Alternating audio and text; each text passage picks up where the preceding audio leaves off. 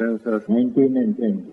Bahunti te sahitang bhasamano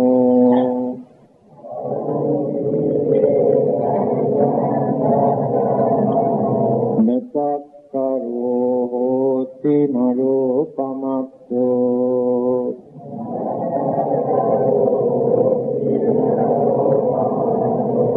gopo gavo ganayang paresang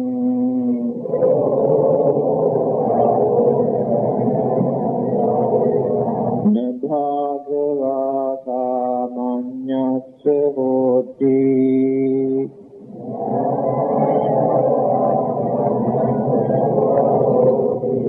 appampi te sahitang bhasamano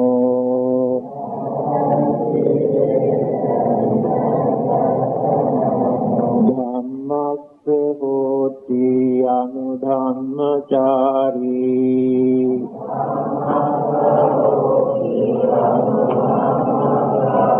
raganca dosanca pahaya mohang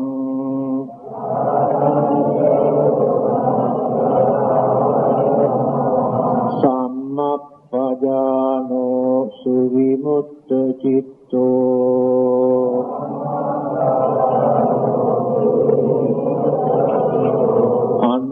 anupadiyano idva urangva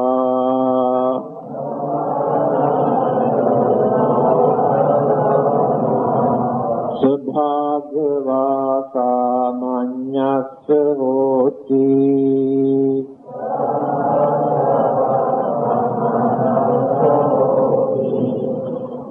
bahunti te sahitang bhasamano natakkaro hoti naropamatto gopo gavo ganayang paresang bhagavata manyasya hoti appampi te sahitang bhasamano dhammasya hoti anudhammachari raganca dosanca pahaya mohang sammappadano suvimutta citto anupadiyano idva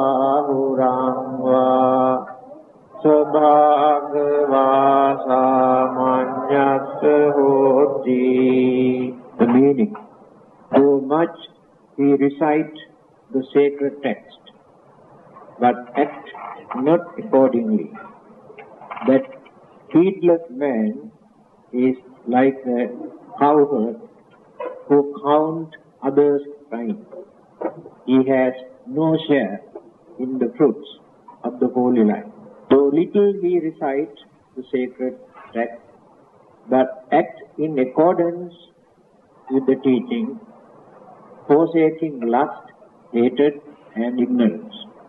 Truly knowing, with mind well freed, clinging to know, here and hereafter, he shares the fruit of the holy life. These two stanzas the Buddha had to recite because of an incident. There were two monks. One was very learned. He had mastered the whole Tripitaka. He can recite any sutra or any part of the Buddha's speech. And the other one has not studied the Dhamma very well. His knowledge was very little. But he has already attained sainthood or arahanthood. So the monks who knew the Dhamma very well were boasting himself, saying that he knows better than the others. So the Buddha came to know his mentality, and he asked certain questions related to the mental development and the purity and arahanthood or nirvana. But he could not answer. The learned monks could not answer. Then he asked the same question from the other monks who have not learned the Dhamma but attained the higher stage of sainthood and experienced the Nibbanic bliss. So he could answer all the questions. After that, the Buddha had to utter these words. So the knowledge is not the most important thing. Practice, realization and experience. Vast knowledge sometimes creates more confusion. If the person is not attained the higher stage of sainthood. Now we learn various religions, different philosophies, and other worldly subjects, science, psychology. But the more we learn, the more we create confusion in our mind. It is very difficult for us to come to any conclusion whenever there is any issues because of that vast knowledge. But those who have not learned even languages, those who cannot read or write, but their way of thinking, sharp thinking power in their mind and understanding, deep understanding, can give better idea than those who are learned. This is the difference between understanding, realization and experience. And the other side, by maintaining knowledge, theories, belief and memories. Now let us see what the Buddha has said. Bahum piche sahitang bhasamano gatakkaro hoti naropamatto. One who can recite or one who can remember all the sutras or the teachings of the Buddha, but does not try to put into action, to practice. Without practicing, he increased his knowledge, his memory. That person is just like a man who looks after somebody else's house. These are the parables that they give in those days. But he doesn't experience, he doesn't gain more profit, just only a small salary. But the owner experience all the good results, milk and curd and ghee and butter and everything he experienced. But the man who looks after house gets a small salary for his survival. So, one who has vast knowledge is just like that man who looks after the house.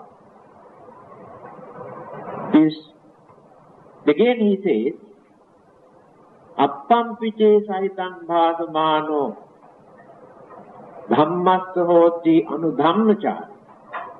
Although the knowledge is very little, memory is very poor, but by realizing Dhamma and Anudhamma are these two words. By realizing Dhamma and Anudhamma. What is Dhamma here? And what is Anudhamma? Here, Sotapanna, Sakadagami, Anagami, Arahanta, 4 members. Sotapanna, Sakadagami, Anagami, Arahanta, 4 phalas. Nirvana. 9. Nava Lokottara Dhamma. This is the real Dhamma. Nava means 9. Lokottara means supramande, highest. Not dealing with worldly things or worldly conditions, but above the worldly conditions. Navalokottara. Then what are these four? Sotapanna, Sakadagami, Anagami, Arhanta, Magga, means path. First, get into the path. Immediately after getting into this path, that person experience the good result. That we call phala. It is like this. Now you want to cross a river. Then you get into a boat and sit down. That is like get into the magga. You enter into the magga, the path. After crossing the river, you have landed the other side of the bank. Then phala, you experience, you gain what you wanted. This is the difference between magga and phala. And I have explained how we can experience or gain these four magga and four phalas. There are 10 fetters, 10 kinds of defilements or bondages which hinder our spiritual journey, spiritual development. So we have to cut off them one by one, not at once, because they were deeply rooted in our mind and we are bound to this world because of these 10 kinds of fetters. And all our problems and worries and disturbances that we experience because of these bondages. To attain the first stage of sainthood, Sotapanna. Sota means a stream. Apanna means get into the stream. The water runs only in this way, not upward. So person who get into this stream, follow the stream, the water current, without going upward. That means the person who still remain in samsara, in this worldly life, step by step, slowly, reaching towards nirvana, never come back to the worldly life. The water just flow only this way. So in the same manner, one who attains Sotapanna can guarantee that this person never becomes an animal after his or her death. Before that there is no guarantee. That this person never becomes a devil or ghost or spirit after attaining Sotapanna. This person never becomes either mentally retarded or mad person. And this person never go to hell. But before we reach this stage, there is no guarantee because changes can take place in the mind at any time. Now you have very strong belief, faith, devotion, confidence. But all these are very uncertain. Changes. Circumstances, temptation, or irritation can change your mind. That means you maintain these good qualities without removing the main root of the evil thoughts from your mind. They remain. So when disturbances take place or when external objects influence the mind, those hidden evil roots influence the mind. Then you have no controlling power. At that time you can do any nasty or any wicked, any immoral thing. You lose your sense of reasoning also because of that. And this is the uncertainty. So what are these three that we have to eradicate completely in order to attain the first stage of sainthood? Sakkaya Ditthi, Vicikiccha, Silabbata, Parama. The belief that people maintain there is an eternal soul, Atma, either created by God or that come into existence automatically. And this eternal soul will be landed or reached either in heaven or Brahma world or somewhere else and remains forever as eternal or everlasting life. That belief is an hindrance for our spiritual development because there is no reality. It is only imagination that develops craving, attachment, inclination towards something. So Buddha has rejected this belief and introduced as an hindrance for the spiritual development. Vicikiccha, a skeptical doubt. A skeptical doubt means without analyzing, without studying, without thinking, without reasoning, people reject certain things. At once, they say, oh, we don't believe. Very difficult to believe, very difficult to accept. But they never take the trouble to study and to investigate, to observe the fact. Those who maintain such skeptical ideas also never get the chance to develop the spiritual life. So we have to get rid of that. Silabbata Parama. Sila Vata Parama. Attachment towards external rites and rituals, thinking simply by performing rites and rituals that they can find out their salvation. Still there are many in this world who believe by animal sacrifice, burning certain things and performing some rites and rituals, they can wash away all the bad luck and bad karmas and sins committed by them and purify. So that belief, that attachment towards such belief is another hindrance.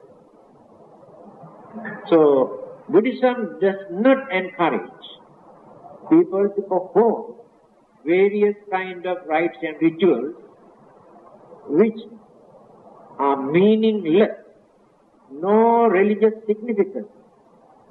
But don't mix up rites and rituals for those religious services such as religious puja that we conduct in the temple, such as offerings of flowers, light, incense, and worshipping and paying homage and reciting certain sutras.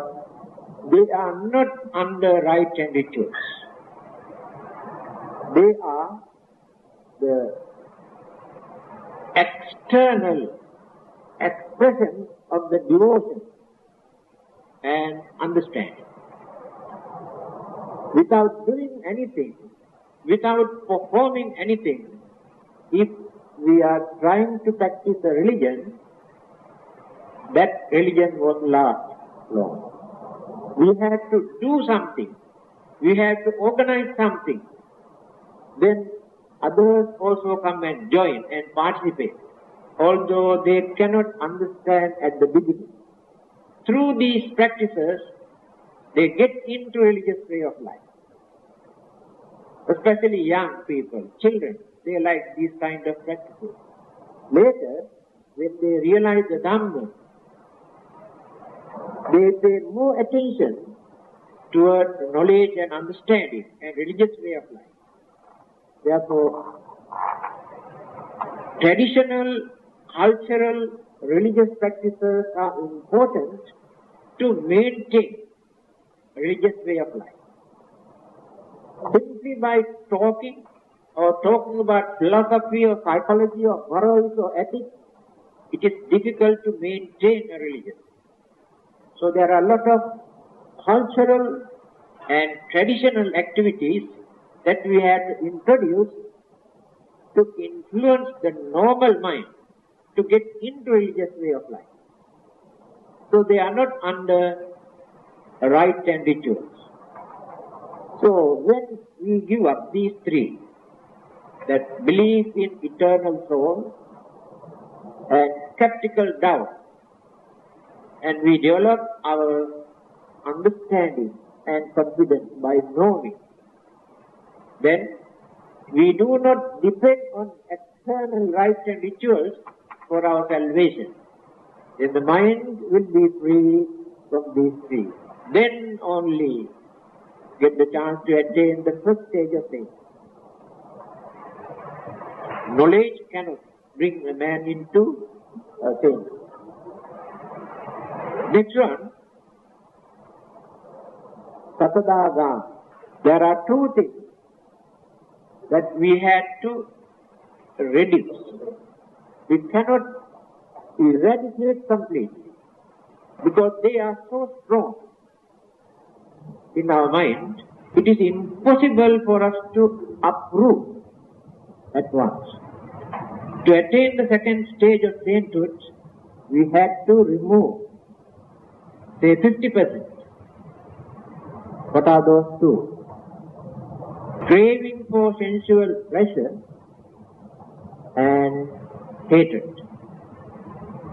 Very strong in our mind.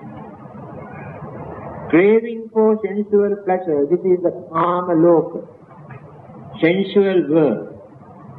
Living beings, humans and animals and devas are crazy for pleasure, indulgence. But to attain sainthood, we had to get it up. So the second stage can be reached only reducing these two. Hatred, it is not anger. Anger is emotion. Anger can be used for various good purposes. By expressing emotional feelings without creating hatred or ill will in the mind. Now parents show their anger towards the children, but they have no hatred in their mind. They shout, they beat, they threaten by showing their anger for good purpose, to train them, to educate them, for them to be good. The intention is good, but they show their anger. It is not, hatred is not anger.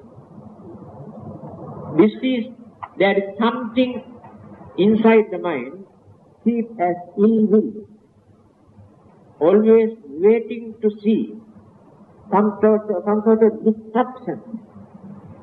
That is called hatred or ill will. So this one also very, very deep in our mind. So we had to reduce at least 50%. Then attain the second stage. That is called Sakadagami. Sakat Agami, one return.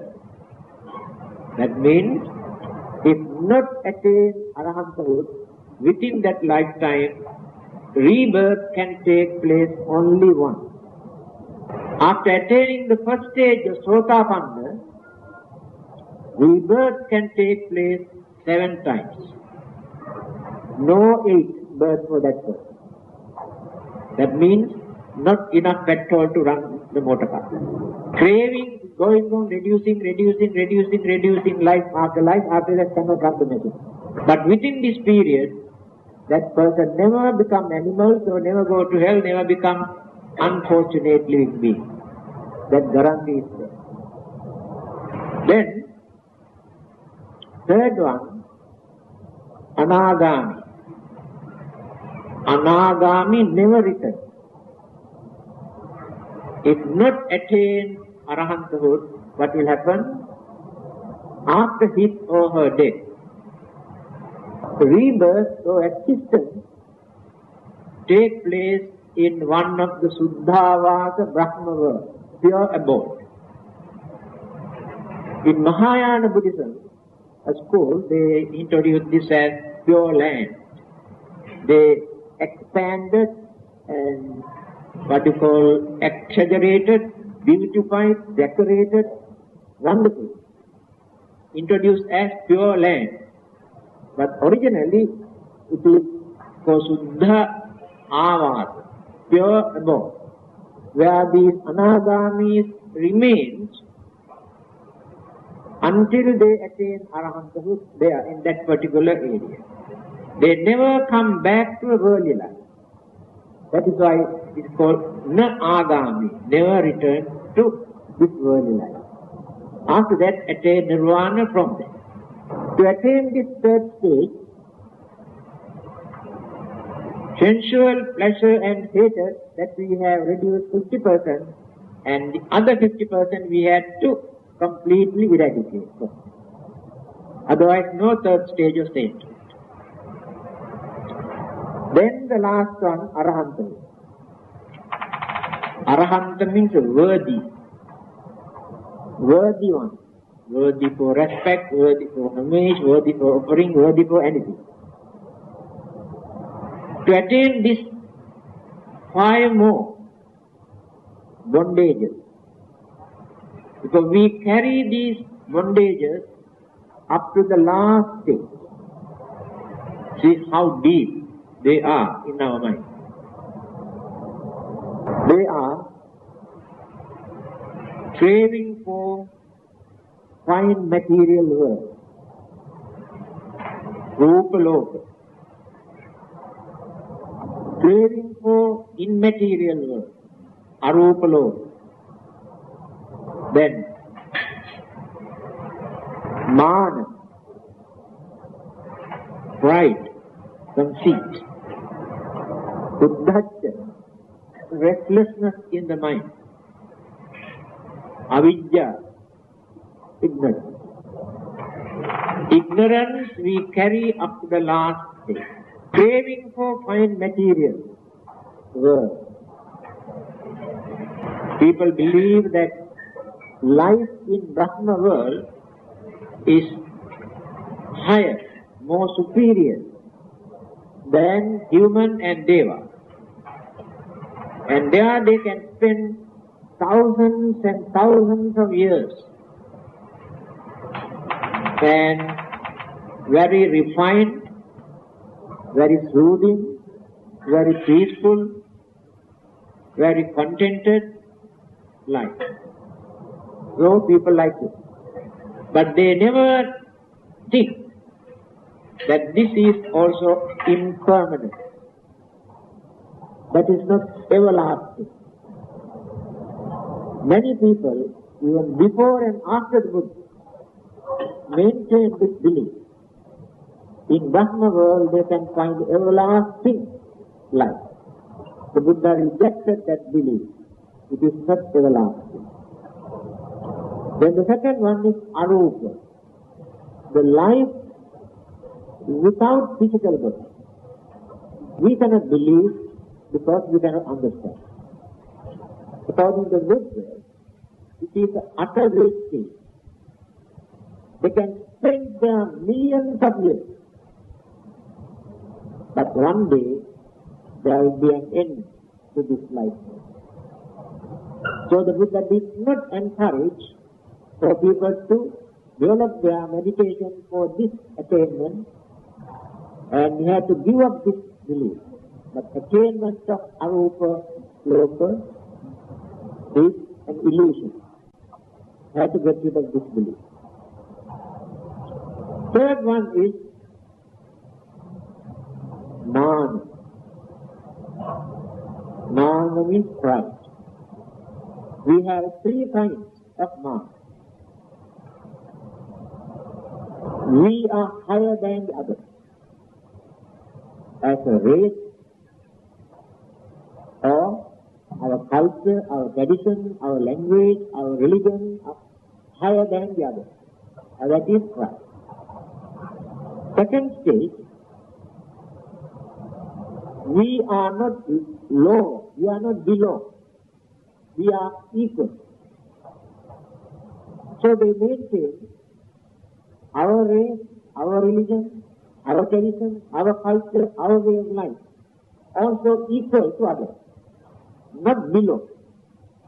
So we maintain that also because of that pride, although there is no reality. Third one, is called Dhammananda, inferiority complex. When people suffer from this, they show very funny face, inferiority complex. Some sort of pride is there in the mind.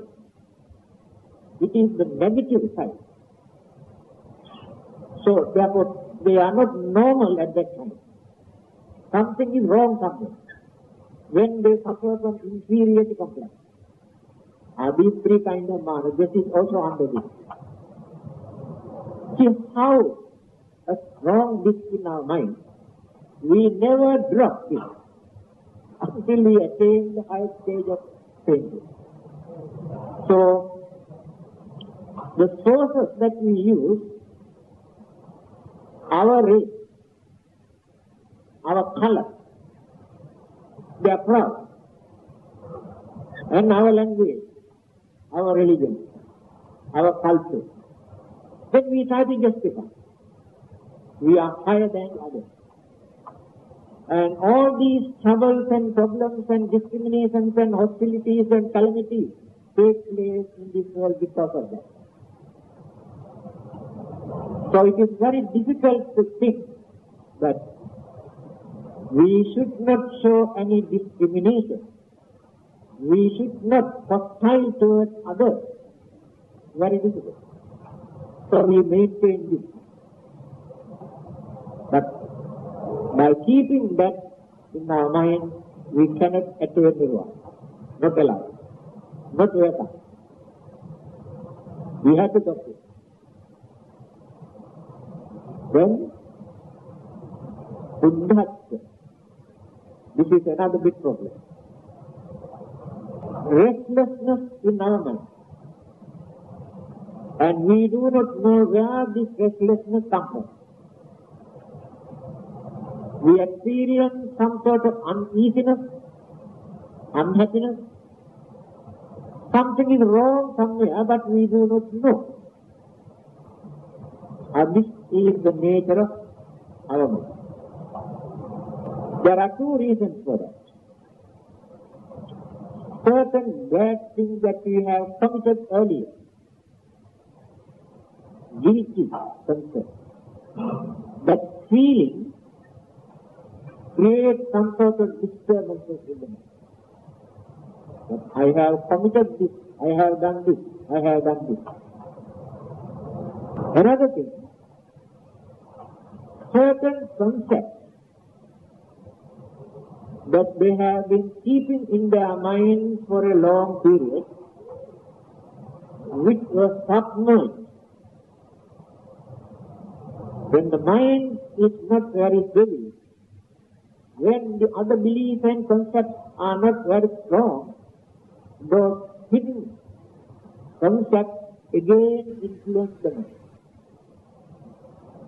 Subconscious mind. These concepts disturb the mind. So we have to cleanse the mind by uprooting all the existing defilements from the mind. Otherwise, there is no arahanthood or salvation or nirvana. That restlessness disturbs the mind.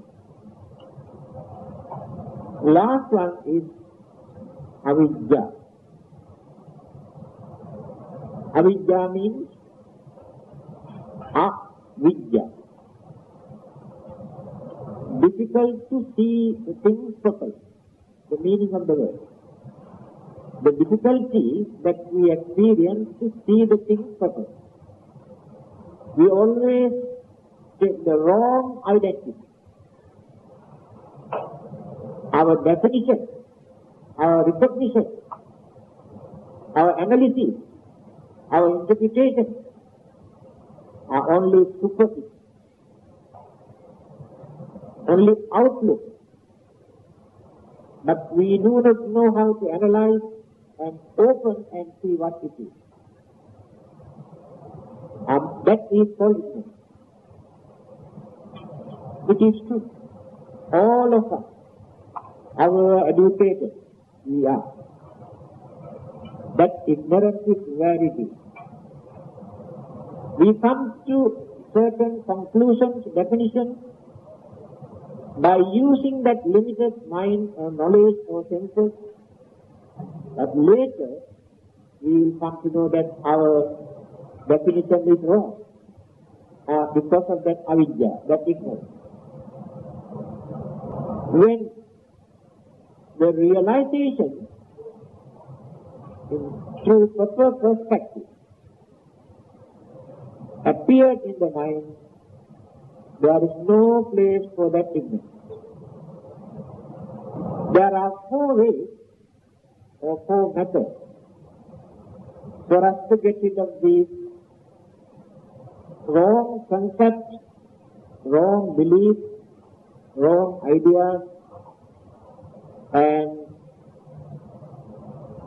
mental defilement. The first stage is called Pahana. Pahana means cleanse the mind from these births. Tadanga Pahana. For the time being, we purify our mind through our knowledge and understanding. By knowing that this is good, this is bad, this is useful, this is dangerous. But this realization won't last long. Because that the purity we had at that moment again will be clouded, deluded by various other defilements. We take an example. You want to clean your garden. When you see there are a lot of lala, so you cut completely using a moon or any other instrument. Now the garden is completely clean, no more grass, no more lava, clean. But after a few weeks, you can see how it will come up. Because the roots are there. As long as the roots remain there, you cannot stop growing this plant. So by realizing certain things, by understanding certain things, these things are wrong, therefore we don't know to do. These things are good, therefore we must do. But this decision won't last long. Circumstances change the mind, influence the mind, again start to grow. Because the roots of the evil thoughts are there, just like lalang roots. Until you remove these things completely from the mind, you cannot maintain purity for a long period, only for a short while. Again the dark clouds come and occupy the mind. That is called Padanga Pahan. This one is Viksandana Pahan. Through meditation, people attain jhana stage, Prathama-dhyana, Ditya-dhyana, Tatya-dhyana, Chatushta-dhyana. There are 8. When they attain this dhyana, by suppressing their evil thoughts or mental defilement, they gain very energetic, very powerful mental energy to maintain purity, to lead pure religious life. But can maintain for a certain period. Through dhyana, a person cannot eradicate all the defilement from the mind. Again, since this person has not eradicated the roots of the evil, craving, hatred and illusion from the mind, slowly these things again start to grow. After growing, then become the defilement, then they occupy the mind. Then develop craving, attachment, and hatred and illusion. Many those who have attained this dhyanic state, who could perform certain supernatural or miraculous power by using this dhyanic state, their mental energy, they have completely dropped to the ground, to the bottom again, because they wanted to abuse, misuse their dhyanic power for their material gain, worldly power for their pleasure. But after gaining this dhyana stages through meditation, they can maintain purity in their mind for a certain period. The third one is Samuchcheda-pahana. Samuchcheda-pahana means attainment of Sotapanna, Sakadagami, Anagami, Arahanta, Jnana state. By eradicating 10 fetters, those who have attained that higher state maintain complete purity, Samuchcheda-pahana, completely purified mind. Now, in that mind, craving never appears, anger never appears, ignorance never appears, because the mind is pure. They cannot create any bad karma or any karma. No craving to create any karma. Next one is more important. Patitta-samvara. Some people cannot understand. This is the difference between the Buddha and Arahant. The Buddha is the only person who is free from this weakness. But Arahantas also are not free. What is called samsaric habit. The habit that we maintain life after life, good and bad both. When he talked to others, he used a very funny language to address people without using polite word or respectable word, just like talking to laborers or coolies, no respectable word when he talked to others. So many people and the other monks came and reported to the Buddha, why this monk talked in this very insulting way? Then the Buddha wanted to find out the reason. He knew that this man was in Brahmin caste, during so many previous births. Brahmins have very strong belief that they are higher than all the others in this world. When they talk to others, they never respect others, because they think all the others are low. They also mention in their holy book, God created Brahmas from his mouth. They came out from the God's mouth. So they are the ones who perform all religious duties and rites and ceremonies. They are the teachers, masters, and for everything. So they do not respect others, thinking that they are higher. And because of this samsaric habit, this monk, although he is an arahant, are still using the same language. Therefore, we cannot blame him. So this kind of weakness or good habits, every person, everybody in this world maintain their own habits, not introduced by their parents or by relatives or friends, their own. So when you observe children from their childhood, we can study this very carefully, what they like, what they do not like. That is their intrinsic character. This is called samsaric habit.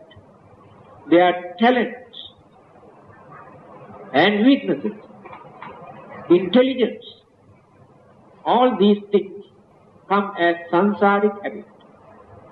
Now we are going on developing these habits life after life. Now you pay more attention toward religious way of life.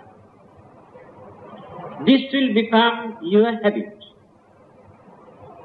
But there are many more in this town, in this country, in this world, who do not pay attention towards religious way of life. Their way of thinking is entirely different. So your way of thinking becomes your habits. So in the next life, very easily you can get into religious way of life because of this habit. Those who are used to perform or to use music or dance or cultural practices or science or technology or languages, philosophy, there are so many evidences to prove from their childhood, even before they study ABCD, how they have shown their talents because of this samsaric habit. So, weaknesses that we perform, although we have completely purified the mind. An example is given. When we switch off this fan, this cannot stop. Doesn't stop at once. It's moving slowly, take at least 1 minute or 2 minutes to stop this fan completely. When we collect some charcoal or firewood for cooking or boiling water here on the ground, after that we completely clean the place. But when you touch, you can see it's still very warm. Our samsaric habits are like this. Although the mental defilements were removed from the mind, still habits remains. So the Buddha is the only person who is free from this. Even Arahantas also, but they don't commit any bad things or any bad karma. Certain things which are regarded as mistake. Then, now you can understand how difficult it is for us to maintain complete purity in our mind. The reason is, our minds are actually just like dustbin, collected rubbish life after life. We are going on collecting more rubbish than good things. Very seldom we collect good things. We do certain things, we say certain things, we think certain ideas, either to create our craving, or our anger, or our jealousy, or ill will, or ignorance. Very seldom we do something to develop the mind, but to add more and more rubbish into the mind. So we are going on collecting, accumulating so many layers. So the difficulty that we are experiencing within this lifetime is how to remove, how to cleanse the mind completely. Not so easy. Some people come and say, oh, this modern Buddhism is a shortcut to Nirvana. Within this lifetime we can send you to Nirvana. They try to introduce in this way. But when you use your common sense, you can understand. To get rid of one weakness from your mind, one lifetime also not enough. Can you get rid of your jealousy? Although you work throughout your life. What about the rest? They talk rubbish, to mislead people. We can send you to Nirvana within this lifetime. Here the way how the Buddha tried to introduce. Why the Buddha had to work such a long period to purify his mind, to gain his wisdom and enlightenment, if it is so easy? You think the Buddha's mind is not computerized. It is a gradual development. You cannot put the diskette at one and press this button, there, the Nirvana is there now. There is no that type of Buddhism. Now the meaning I have explained. The knowledge that we accumulate by learning does not serve the purpose. Although the knowledge is very poor, if we use our effort to purify the mind, then we experience better results. I have mentioned an item in my book, What Buddhists Believe. A French scholar has written a book. The title is Learned Ignorance. He explained in his book, the more we learn, the more we enlarge our ignorance. He is correct. That is what the Buddha says here. You can say, you know Buddhism, Christianity, Islam, Hinduism, Judaism and all the existing religions. You know philosophy, psychology, modern science and biology, chemistry, geography, everything. You know language, Chinese, English and Latin and Greek and everything. But still you are stupid. All these things you have accumulated in your mind, collected, but your jealousy, your anger, your greed, all these things are still boiling inside you. That is why he says, the more you learn, more you enlarge your craving, the more you enlarge your pride, the more you enlarge your ignorance, because you create imagination. That is what the Buddha says. You can learn whole Tripitaka, 45 years teachings of the Buddha, you can utter every word of the Buddha, but never practice. Useless. No meaning at all. Even without learning, by using your common sense and understanding, realizing this is right, this is wrong, that is enough. Don't go beyond that. If you practice this, you can see the better result than developing your knowledge and memory. So the practice is more important than the knowledge. But in another place, Pariyatti, Patipatti, Pativeda. Three aspects. Pariyatti, knowledge. Without knowledge, when you are going to practice, you make mistakes. Therefore, knowledge is important to practice correctly, without making mistakes. After practicing, Pativeda, realization, you realize and experience. So only three things we have to do. First, we have to study. After studying, we practice. After practicing, we realize and experience. So knowledge also important, but knowledge itself doesn't serve any purpose if there is no practice.